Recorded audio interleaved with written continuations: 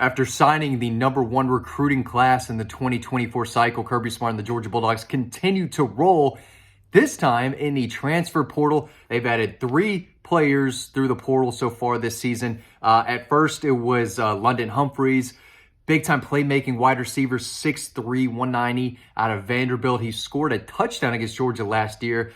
Yesterday, I believe it was Xavier McLeod, a defensive lineman from South Carolina who jumped on board, a guy that Georgia really recruited out of high school. He's the #1 player in the state of South Carolina, I believe, Mr. Football in South Carolina. Had a rough kind of road in Carolina. More on that over on Dawg Post. We break down why, Shane Beamer and the Gamecocks and Xavier McLeod kind of went their separate ways, right? So you can read all about that. Click on our free newsletter. That link is down below. And then today, they landed another big-time wide receiver in Colby Young, 6'5", 215, former Miami Hurricane. If you go watch the film, what he did last year, it was big time. The guy is a playmaking machine. I've got the numbers right here for you. At least I thought I did. Yeah, he caught 47 passes last year for 563 yards and 5 touchdowns.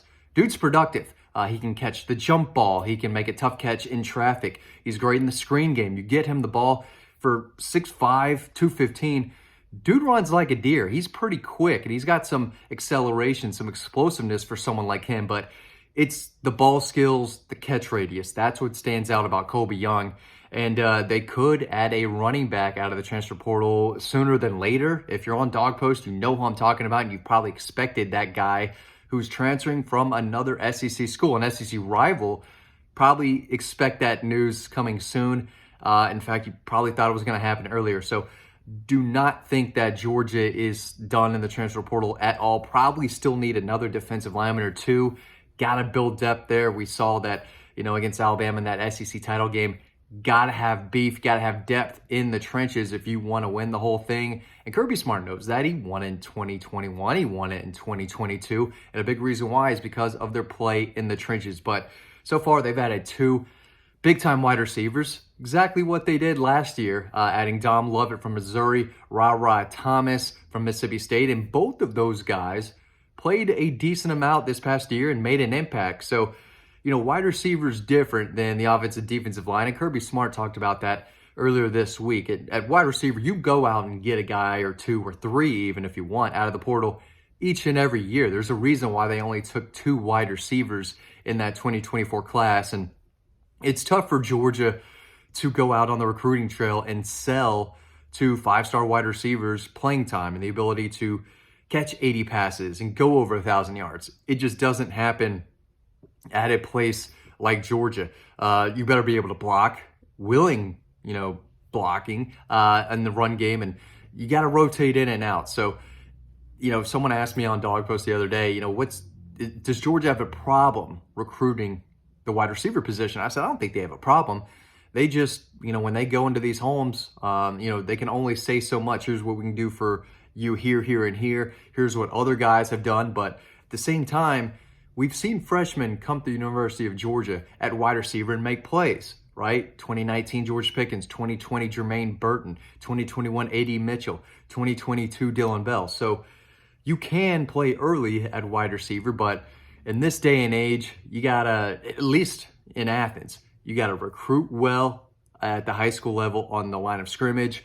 Go get a quarterback in high school and defensive backs. You want to, get your guy, develop him, and then get him to the draft, right? But at wide receiver, you just go to the portal, right? And it's not super difficult to, in my opinion, to teach a wide receiver the offensive scheme or game plan, right?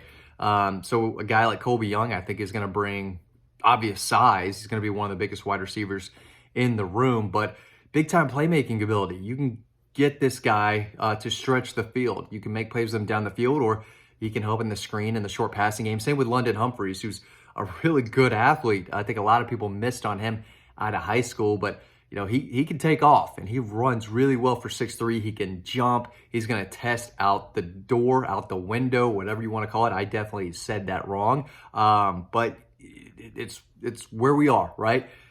Where do they go next? Are they going to go find another defensive lineman? They were never going to get Walter Nolan. They were never going to get LT Overton. A lot of people thought, well, LT Overton, he's in the portal for Texas A&M. He's a Georgia kid. He's from Milton. Georgia should get him. No, he's not a Georgia kid. He played at Milton for 2 years, if that. If you were on Dawg Post, you knew that just wasn't going to happen. He was going to go to Alabama. That was the easiest prediction out of the portal of the year, was LT Overton going to Alabama. But they need to do something. The transfer portal window is still open, so there are defensive linemen who can jump in the portal, and maybe Georgia goes after them. But, excuse me, they did add some depth with Xavier McLeod. And, again, and on the recruiting show, they added 6 defensive linemen. So maybe they feel good about where they are there right now. But as far as grades, they're not hitting the portal the way other programs are because they don't want to.